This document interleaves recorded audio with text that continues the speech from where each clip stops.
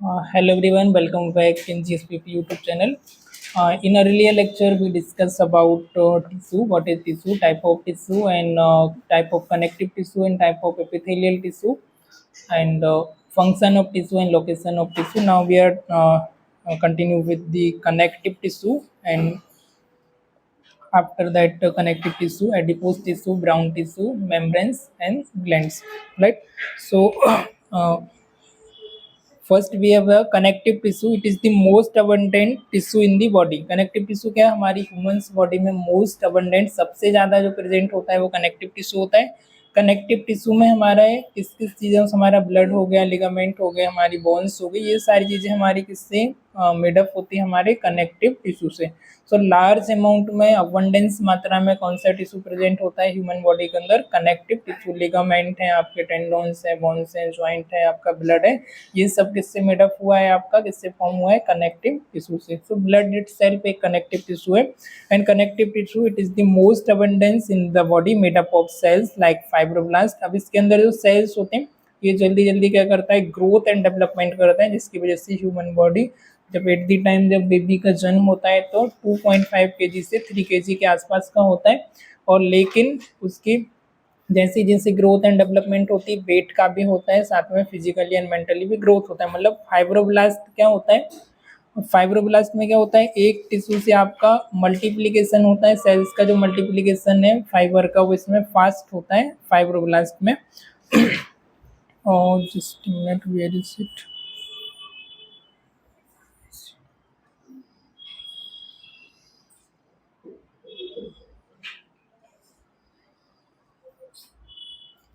Okay. So made up of cells. अब cells हमने तो क्या देखा कि सेल टिश्यू किससे मिलके बना हुआ है? सेल से. राइट.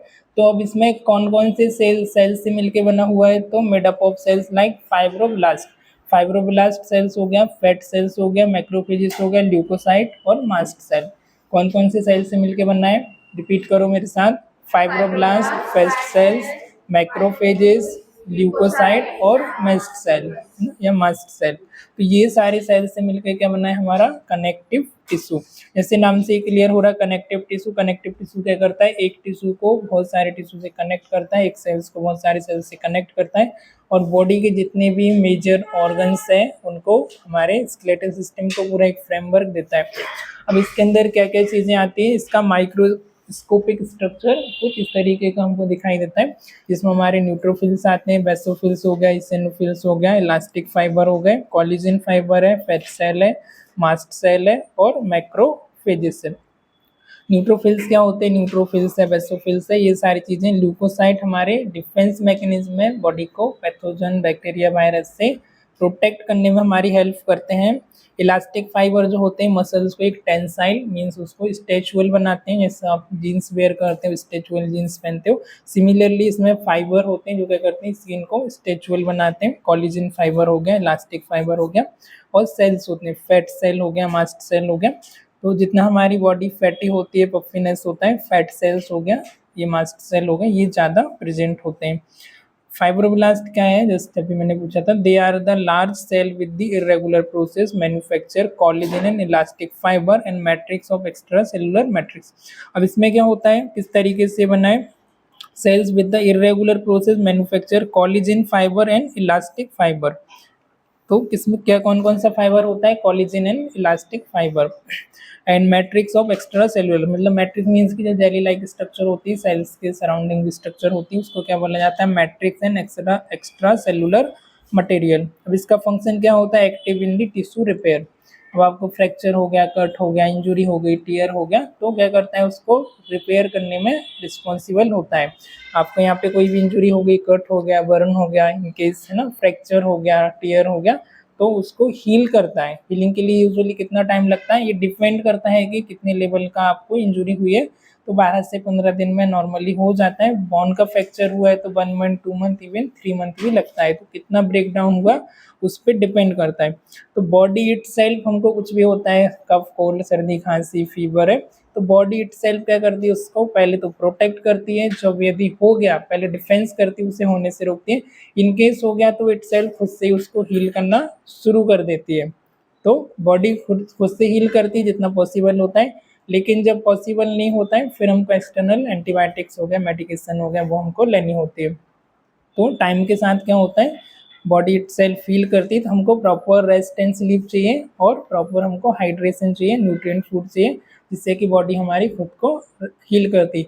कभी कभी हम आपने ऐसा एक्सपीरियंस किया होगा कि आप कुछ वर्कआउट करते हैं, ज़्यादा आपने वॉकिंग किया, ज़्यादा आप चलने लगे, तो आपके हाथ पैर दर्द करते हैं, राइट। फिर आप जाके घर पे पानी वानी पीते हैं, बढ़िया नहाते हैं और जाके सो जाते हैं, 8 घंटे बाद 9 घंटे बाद सो के उठते हैं, तो आप सुबह सुबह उठ के बिल्कुल एकदम रिफ्रेश महसूस करते हैं विदाउट मेडिकेशन या कुछ भी लिए। तो रात में क्या होता है, जब आप रेस्टिंग के फेस में होते हैं, रेस्टिंग के पीरियड में होते हैं, तो जो टिश्यू है इटसेल्फ क्या करते हैं, जो ब्रेक हुआ है, टियर हुआ है, उनको वापस से रीजनरेट करना, रिपेयर करने का काम शुरू करते हैं।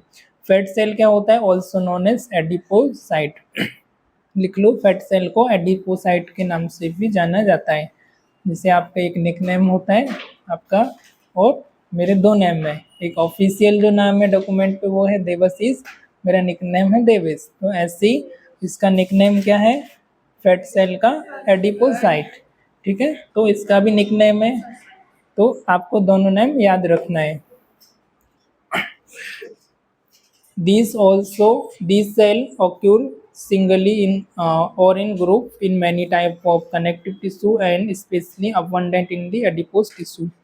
ये जो सेल्स हैं, ये तो या तो ये सिंगल हो सकता है या फिर एक ग्रुप में भी हो सकता है, in many type of connective tissue and specially abundant in adipose tissue. सबसे ज़्यादा ये कहाँ पे होता है, एडिपोस टिश्यू जो है आपका सबसे ज़्यादा अबंडेंस मात्रा में देखने को मिलता है, स्पेशली जो फैट होता है उसमें ज़्यादा ही प्रेजेंट होता है।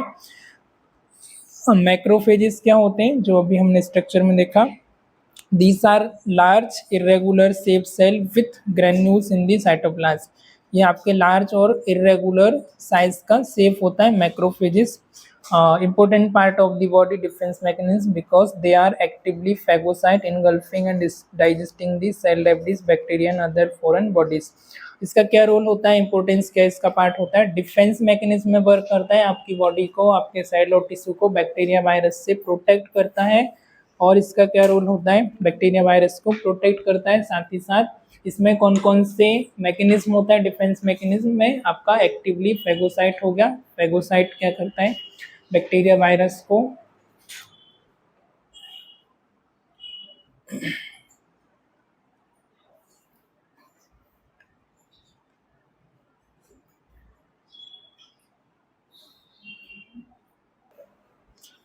तो इसमें क्या क्या होता है, actively, because they are actively, phagocytosis होता है, और क्या होता है, engulfing and digesting cell debris, bacteria and other foreign bodies. Means phagocytosis, engulfing, इसके अलावा मैक्रोफेजेस हो गया, फेगोसाइटोसिस हो गया। इनगल्फिंग मीन्स कि जो भी बैक्टीरिया वायरस है, जो भी डेड सेल्स है, इन्फेक्टेड सेल्स है, उसको क्या करता है, खा जाता है, निगल लेता है। जैसे कि आपने एक और, हम पहले एक सीरियल देखते थे रामायण, ठीक है, तो उसमें जब हनुमान जी जाते थे सीता माता की खोज करने के लिए, तो समुद्र के बीच में एक कोई तो राक्षस आते थे, तो वो उसको एक उसका वो था कि मेरे अंदर आना है, खाना है, तो हनुमान जी छोटा रूप लेके उसके अंदर जाते थे मच्छर के जैसा, और बाहर निकल के वापस चले जाते थे, राइट। तो ऐसे ही क्या करता है, फेगोसाइट जो भी बैक्टीरिया वायरस पैथोजन होते हैं उनको इनगल्फ करने का रोल प्ले करता है, and digestion the cell debris. अब सेल्स में कुछ वेस्ट मटेरियल भी होता है जो कि हेल्पफुल नहीं होता है, जो कि वेस्ट होता है, नेसेसरी नहीं होता है, तो उसको क्या करता है, सेल डेब्रिस मीन्स की जो भी गंदगी होती है, वेस्ट मटेरियल होता है, उसको भी क्या करता है, डिस्ट्रॉय करने का काम करता है। और फॉरेन बॉडी मतलब कि बाहर से कुछ भी बैक्टीरिया वायरस जो भी आप खाते हो, फूड के थ्रू, एयर के थ्रू, वाटर के थ्रू आपकी बॉडी के अंदर जाता है, उसको क्या करता है, डिस्ट्रॉय करने का रोल प्ले करता है। ल्यूकोसाइट मीन्स की वाइट ब्लड सेल्स, ये आपके डिफेंस मैकेनिज्म में हेल्प प्ले करते हैं, and healthy connective tissue and synthesise करते हैं, secrete specific defence. White blood cells ये हो गया है ऑलरेडी, इसमें थोड़ा सा हम रिव्यू कर लेते हैं। वाइट ब्लड सेल्स, ल्यूकोसाइट को क्या बोला जाता है, white blood sales, small number in the healthy connective tissue, इसमें होते हैं हेल्दी कनेक्टिव टिश्यू में आपके प्रेजेंट होते हैं, और synthesise and secrete specific defensive antibodies secrete करते हैं आपकी डिफेंसिव एंटीबॉडीज का into the blood and tissue में। मास्ट सेल क्या होते हैं? Mast cell similar to basophilic leukocyte found in the loose connective tissue under the fibrous capsule of some organ. Mast cell आपको कहाँ पे देखने को मिलते हैं? लूज कनेक्टिव टिश्यू में अंडर द फाइब्रस कैप्सूल के अंदर। एग्जाम्पल आपका लीवर और स्प्लीन लिख लो। मास्ट सेल कहाँ पे देखने को मिलते हैं आपको? Liver and spleen. और कहाँ पे? लूज कनेक्टिव टिश्यू में under the fibrous capsule of some organs ना। अभी ये टिश्यू है, आगे जब हम चैप्टर पढ़ेंगे आपका सिस्टम आएंगे तो वहाँ पर आपको ये टर्म यूज होंगी, तो ध्यान से इसको समझ लेना। और नेक्स्ट है कनेक्टिव टिश्यू। अब कनेक्टिव टिश्यू कहाँ कहाँ देखने को मिलता है? सिंपल क्वेश्चन है, मैंने भी पूछा था। बोन में हो गया, कार्टिलेज हो गया, डेंस टिश्यू हो गया, रेटिकुलर टिश्यू है, एडिपोस है, जॉइंट हो गया, ब्लड हो गया, ये सारी जगह पर हमारा कनेक्टिव टिश्यू आपको देखने को मिलता है। लूज सेरियोलर कनेक्टिव टिश्यू में क्या होता है? Most generalise type of connective tissue. सबसे जनरल टाइप का कनेक्टिव टिश्यू है कौन सा आपका? Loose connective tissue. जिसमें जो मैट्रिक्स होता है वो सेमी सॉलिड होता है विथ मैनी फाइब्रोब्लास्ट इसमें प्रेजेंट होते हैं। Some fat cell like adipocyte, mast cell होता है, मैक्रोफेजेस होता है, widely spreaded by the elastic and collagen fibre. अभी इलास्टिक फाइबर हमने देखा है, सब थ्रेड लाइक स्ट्रक्चर थी बहुत सारी, वो होते हैं आपके फाइबर। ठीक है, जैसे क्लॉथ होता है तो क्लॉथ में क्या होते हैं? हमारे फाइबर होते हैं। फाइबर जितना ज़्यादा होगी क्लॉथ की बुनाई, उतना हमारा फाइबर कपड़े की जो क्वालिटी है, फिनिशिंग है, वो उतनी अच्छी आएगी। और जितना कम होगा उतना क्या होगा? फाइबर का उतनी कपड़े की जो क्वालिटी है वो कम होती है। तो ऐसे ही सिमिलरली क्लोथ में, हमारे जीन्स में स्ट्रेचुअल होता है। तो फाइबर इलास्टिसिटी, जितना फाइबर होते हैं कोलेजन फाइबर, इलास्टिक फाइबर, उतना उसकी स्ट्रेचुअल जो कैपेसिटी है वो इंक्रीज हो जाती है। Found in the almost part of the body providing elastic and tensile strength. कहाँ कहाँ देखने को मिलते हैं? Almost part of body. उधर एक मिनट, आपका क्या नाम है? जानवी। हाँ, एक मेरे टेबल पे उधर रिकॉर्डिंग शुरू कर दो। So this is the most generalise type of connective tissue. इसमें जो मैट्रिक्स होता है वो सेमी सॉलिड होता है और एक से ज़्यादा इसमें मैनी फाइब्रोब्लास्ट होते हैं, कुछ फैट सेल्स होते हैं। एंड फैट सेल को क्या बोला जाता है? एडिपोसाइट। मास्ट सेल्स होते हैं एंड मैक्रोफेजेस होते हैं। और सबसे ज़्यादा इसमें क्या होता है? Elastic and collagen fibre. अब इलास्टिक एंड कोलेजन फाइबर का क्या रोल होता है? सिंपली ये आपका जहाँ पर मास ज़्यादा प्रेजेंट होता है वहाँ पर प्रेजेंट होते हैं आपका ग्लूटियल मसल। यहाँ पर आप जिम जाते हैं, बॉडी मोडी बनाते हैं ना। फिर आपका बटक्स हो गया कमर के पास, और आपके ब्रेस्ट के पास इस तरीके का जो टिश्यू ज़्यादा प्रेजेंट होता है। इसमें टेंसाइल स्ट्रेंथ होती है, वापस से अपना जो साइज है वो रिसेप होता है। होलो ऑर्गन्स हो गए, उनकी लेयर को बनाता है। जैसे कि सिमिलरली ये बलून है, हम इसको जब ये हम इसमें हवा नहीं भरेंगे तो छोटा सा साइज रहता है, इनकेस हवा भरेंगे तो इसका साइज इंक्रीज हो जाता है, हवा निकाल देंगे वापस से नॉर्मल साइज आ जाएगा। इनकेस हम इसको प्रेस भी करेंगे तो वापस से ये प्रेस स्किन है इसकी है प्रेस हो जाती है, छोड़ देंगे तो वापस से नॉर्मल साइज पे आ जाता है। तो ऐसे ही सिमिलरली जो टिश्यू का होता है वो इलास्टिसिटी, जितनी ज़्यादा फाइबर्स होता है कोलेजन एंड इलास्टिक फाइबर, उतनी उसमें टेंसाइल, टेंसाइल मीन्स की स्ट्रेंथ, मजबूती है खींचने की, स्ट्रेचुअलनेस है वो ज़्यादा होती है। आए समझ? जितने फाइबर होते हैं उसमें उतना स्ट्रेंथ होती है। इसको क्या बोला जाता है? Elasticity and tensile strength. मतलब आप कितना उसे वापस से खींच सकते हो, और वापस से खींचने के बाद भी नॉर्मल अपने नॉर्मल शेप पे, नॉर्मल साइज पे आ जाता है। Example, under the skin between the muscles supporting blood vessels and nerve in the alimentary canal glands secretory cell consist of fat cell. ठीक है, इसमें ये आपको अंडर द स्किन मिलता है, बिटवीन मसल्स सब ब्लड सेल को सपोर्ट करता है, नर्व्स को एलिमेंट्री कैनल में, ग्लैंड में, सिक्रेटरी सेल्स में। फिर एडिपोस, तो एडिपोस में consist of fat cells. Adipose cells कहाँ पे होते हैं? Fat cell. एडिपोस सेल्स जो है इस टाइप का टिश्यू है वो ज़्यादा किसमें होता है? जिनको फैट ज़्यादा होता है उनको। Containing large fat globules in the matrix. There are two main type of adipose. अब इसमें भी दो मेन टाइप के हैं, वाइट और ब्राउन। कौन कौन सा है? White and brown. वाइट का जो स्ट्रक्चर है कुछ इस तरीके का दिखता है, और ब्राउन का इसके कलर के अकॉर्डिंग इसको डिवाइड किया, white and brown. And white adipose, बैठो सभी, white adipose tissue more present in the obesity, more present in obesity and less in the those who are underweight. White किस में ज़्यादा होता है? जो मोटे ज़्यादा होते हैं, ओबिसिटी ज़्यादा होता है उसमें बाइट होता है। बैठो। ब्राउन किस में होता है? जो पतले होते हैं, अंडरवेट होता है, उनमें कौन सा होता है? ब्राउन।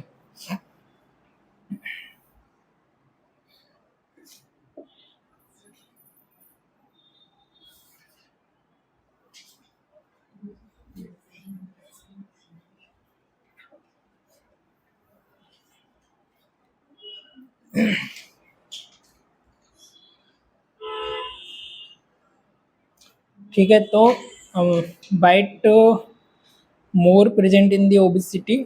बाइट कहाँ पे ज़्यादा प्रेजेंट होता है? ओबियस पेशेंट में, ओबियस पर्सन में जो फैट ज़्यादा होता है उनमें बाइट होता है। अंडरवेट होते हैं, दुबले पतले होते हैं, उनमें कौन सा होता है? Brown. Found in the between muscles fibre and under the skin. अब ये कहाँ पे मिलता है आपको? मसल्स फाइबर में, मसल्स फाइबर में and under the skin where it act as a thermal insulator. ये कहाँ कहाँ आपको देखने को मिलता है? Muscles fibre and under the skin. ठीक है, किस जगह पे होता है? Muscles fibre and under the skin. अब स्किन की भी लेयर होती है, 3 लेयर होती है, डर्मिस, एपिडर्मिस, क्यूटेनियस, सबक्यूटेनियस, है ना। तो एपिडर्मिस, डर्मिस और क्यूटेनियस। तो अंडर स्किन देखने को मिलता है। यहाँ पे क्या करता है? Act as a thermal insulator and energy storage. Thermal insulator का मतलब कि रोल प्ले करता है, और दूसरा इसका एनर्जी को स्टोर करके रखता है। एनर्जी को स्टोर कैसे करता है? जैसे कि आपने कुछ भी खाना खाया, कुछ भी आपने न्यूट्रिएंट लिया, और ऐसा तो नहीं कि आप एक दिन खाना नहीं खाएंगे तो दूसरे दिन आप उठ ही नहीं पाएंगे, है ना। ऐसा होता है क्या? करवा चौथ का व्रत रखते तो पानी भी नहीं पीते, खाना भी नहीं खाते, कुछ भी नहीं किया, किसी ने रोजा रखा, किसी ने व्रत रखा, तो हम क्या ऐसा 2 दिन खाना नहीं खाएंगे तो तीसरे दिन से बेड से नहीं उठेंगे? ऐसा होता है क्या? नहीं होता। क्यों नहीं होता? इसलिए नहीं होता क्योंकि जो फैट सेल्स होते हैं वो क्या करते हैं? एनर्जी को स्टोर करके रखते हैं, और जब भी ज़रूरत होती है उसको ब्लड स्ट्रीम में क्या कर देते हैं? रिलीज कर देते हैं, तो वो सभी सेल्स और टिश्यू तक पहुंच जाती है। ठीक है, तो ब्लड बैंक, जैसे बैंक में हम क्या करते हैं? पैसे को सेविंग करते हैं। क्यों करते हैं? क्योंकि बुरे समय में, मुसीबत में हमको काम आएगा। कभी हेल्थ प्रॉब्लम हो गई, कुछ इमरजेंसी आ गई, तो हमारे सेविंग हमको काम आएगा। तो ऐसे ये क्या करता है? एनर्जी को क्या कर लेता है? स्टोरेज करता है।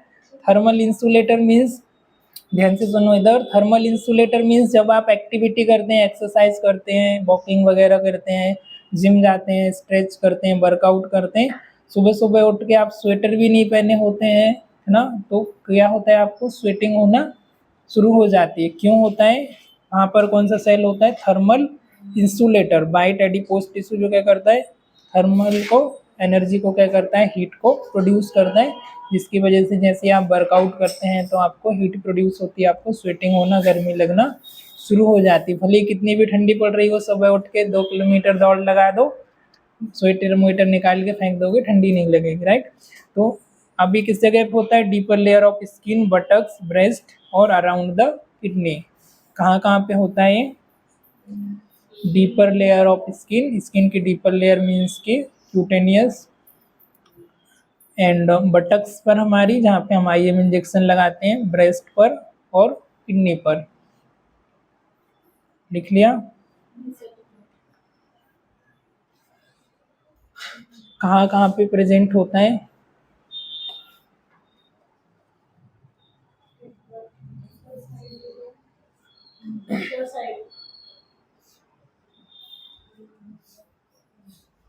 इसको स्क्रॉल करते जाना, ठीक है। Site of deeper layer of skin, buttocks, breast and kidneys, इस जगह पे देखने को मिलता है। नेक्स्ट है brown adipose tissue present in the newborn.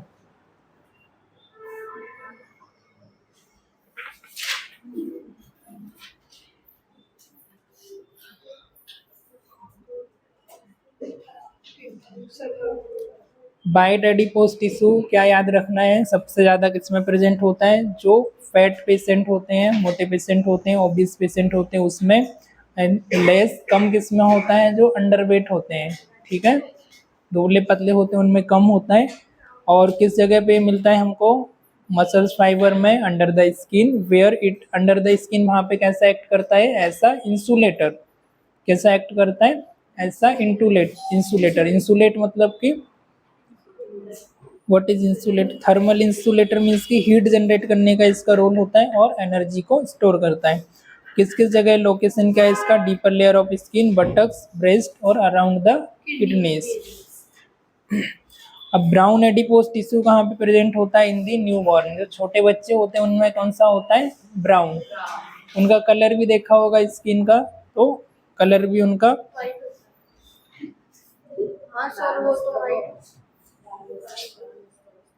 Has more extensive capillary network than the white adipose tissue. अब इसमें कैपिलरी क्या होता है, जो हमारी ब्लड वेसल्स होती है, जैसे कि हमारा एरोटा होगा, है ना, आर्टरीज हो गया, आर्टेरियोल्स हो गया, फिर आती कैपिलरीज। बहुत छोटी छोटी ब्रांच होती है, जैसे आप आइस में भी ऐसा करके देखेंगे तो आपको रेड रेड बिल्कुल पतली पतली लाइनिंग दिखती है, वो क्या होती है, कैपिलरीज। अब ये जो दिख रही है इधर, ये क्या है, हमारी ब्लड वेसल्स है, जिसमें हमारी आर्टरीज वेन्स होती है। अब इनकी ब्रांच बनते जाती है छोटी छोटी, उनको बोला जाता है कैपिलरीज। तो कैपिलरीज का नेटवर्क होता है, इसमें produce less energy and more heat than other fat contributing to the maintenance of body temperature. अब ये क्या करता है, produce less energy and more heat, energy को कम प्रोड्यूस करता है और हीट को ज़्यादा, more heat than other fat, other fat के कंपैरिजन में एनर्जी को और हीट को कम प्रोड्यूस करता है और कंट्रीब्यूट करता है मेंटेनिंग द बॉडी टेम्परेचर। क्या करता है, टेम्परेचर को, बॉडी के टेम्परेचर को मेंटेन करता है। नेक्स्ट है reticular tissue has a semi solid matrix with fine branching reticulin fibre contain reticular cell and white blood cells. इसमें क्या क्या होते हैं, reticular cell and white blood cell found in the lymph node and all organ of the lymphatic system. कहाँ पे मिलता है ये आपको, lymph node, all lymph node में आपको देखने को मिलता है, और लिम्फेटिक सिस्टम। लिम्फेटिक सिस्टम क्या होता है, जैसे कि आपका ब्लड वेसल्स का जैसे सिस्टम है, वैसे ही क्या होती है आपकी बॉडी के अंदर पूरी लिम्फ नोड स्प्रेड होती है। हाँ, लिम्फ नोड और लिम्फ वेसल्स, पूरा नेटवर्क आपकी बॉडी के अंदर, ट्यूब का नेटवर्क फैला हुआ होता है, पूरा जाल लिम्फेटिक सिस्टम का। बीच बीच में लिम्फ नोड होती है, जो क्या करती है, फिल्टर करती है, मीन्स कि आपका डिफेंस मैकेनिज्म में रोल प्ले करती है। डिफेंस मैकेनिज्म मतलब कि इम्यूनिटी में आपकी जो रोग प्रतिरोधक क्षमता है बैक्टीरिया वायरस से फाइट करने की, उसमें इसका रोल प्ले करती है। नेक्स्ट है dense connective tissue, these contain more collagen fiber and fewer cells than loose connective tissue. these contain, इसमें क्या होता है, collagen fiber, these contain more collagen fiber and fewer cells than loose connective tissue. इसमें collagen fiber ज़्यादा होता है as comparison to loose connective tissue। अब ये भी there are दो मेन टाइप के होते हैं, fibrous और इलास्टिक। कौन कौन सा, fibrous और इलास्टिक। अब फाइब्रस क्या, made up of mainly of closely packed bundle of collagen fibre with very little matrix and few फाइब्रोसाइट। Made up होता है mainly closely packed bundle of collagen fibre का बंडल होता है, विथ वेरी लिटिल मैट्रिक्स होता है हमारे few fibroblast का। कहाँ कहाँ देखने को मिलता है, लिगामेंट, टेंडन एंड फेसिकाई। फेसिकाई एक हमारी सीट होती है जॉइंट के पास, जिसको फेसिकाई बोला जाता है, जॉइंट को कवर करती है। फिर है elastic tissue, capable of considerable extension and recoil. ये इलास्टिक मीन्स रबर, रबर की तरह वापस से आप इसे खींचते हैं, वापस से रिकॉइल हो जाता है, ये इसका मेन रोल होता है। There are few cells in the matrix consist of mainly masses of elastic fibre secreted by fibroblast. किस किस जगह पे मिलता है ये, इन शॉर्ट में देखते हैं। लार्ज ब्लड वेसल्स में, लार्ज ब्लड वेसल्स की जो वॉल्स होती है, मीन्स उसकी लेयर होती है। ट्रेकिया में आपका, जो आपका ईयर का पाइप है, ब्रोंकी में एंड लंग्स में। इलास्टिक टिश्यू किस किस जगह पे मिलता है, large blood vessels, large blood vessels की बॉल्स, ट्रेकिया, ब्रोंकी और लंग्स। इलास्टिक फाइबर का क्या रोल होता है, एक्सटेंशन में। इलास्टिक को रबर को हम खींचते हैं तो ये एक्सटेंशन, वापस से नॉर्मल साइज हो गया, ये क्या हो गया, रिकॉइल। इलास्ट देन है कार्टिलेज। कार्टिलेज क्या है? द सेल्स कॉन्ड्रोसाइट, इसमें जो सेल्स होते हैं कॉन्ड्रोसाइट्स होते हैं, are sparse and lies embedded in the matrix reinforce by collagen and elastic. ये भी कोलेजन एंड इलास्टिक फाइबर्स से मिलकर बना हुआ होता है। कार्टिलेज में भी हाइलिन कार्टिलेज होता है, फाइब्रो कार्टिलेज और इलास्टिक कार्टिलेज। सिर्फ ये नोट करो, हाइलिन, फाइब्रो कार्टिलेज और इलास्टिक कार्टिलेज। हाइलिन जो होता है स्मूथ ब्लूइश वाइट टिश्यू होता है। कॉन्ड्रोसाइट जो होता है आर अरेंज, ठीक है, बाद में नोट कर लेना, है ना। Hyaline cartilage it is smooth and bluish white tissue होता है। Chondrocyte are arrange in the small group within cell, next and matrix solid and smooth. And next है, इसका फंक्शन क्या होता है? Provide flexibility, support and smooth surface for movement at joint. Flexibility provide करता है, support and smooth surface provide करता है joint के मूवमेंट पे।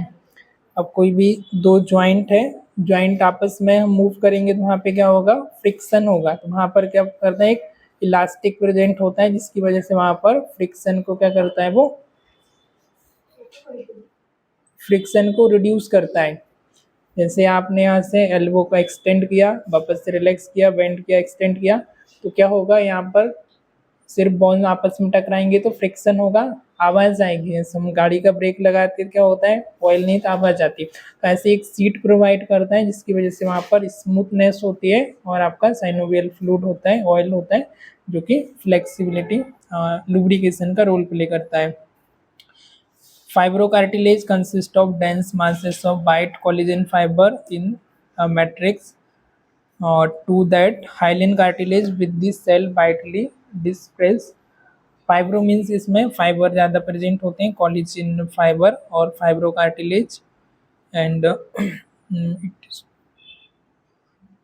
ये जो होता है it is tough, slightly flexible होता है, सपोर्टिंग टिश्यू होता है। किस किस जगह पे मिलता है? पैड बिटवीन्स इंटरवर्टिब्रल डिस्क, वर्टिब्रा के बीच में क्या होता है? छोटा छोटा डिस्क के, हर एक डिस्क के बीच में क्या होता है? एक इस टाइप का जो टिश्यू है वो देखने को मिलता है, फाइब्रस टिश्यू। जैसे कि आप 20 फीट ऊपर से जब आप जंप लगा रहे हैं, तो जैसे ही आपने जंप लगाया, वर्टिब्रल कॉलम है, एक के ऊपर एक डिस्क है, तो वो तो निकल के अलग अलग हो जाएंगी, पर क्यों नहीं होती? ये क्या करता है? सॉक बीच में क्या करता है? जैसे सॉकअप होता है ना, तो इस तरीके से बीच में जब भी आप जर्क लगता है तो उसको क्या करता है? मेंटेन करने का रोल प्ले करता है।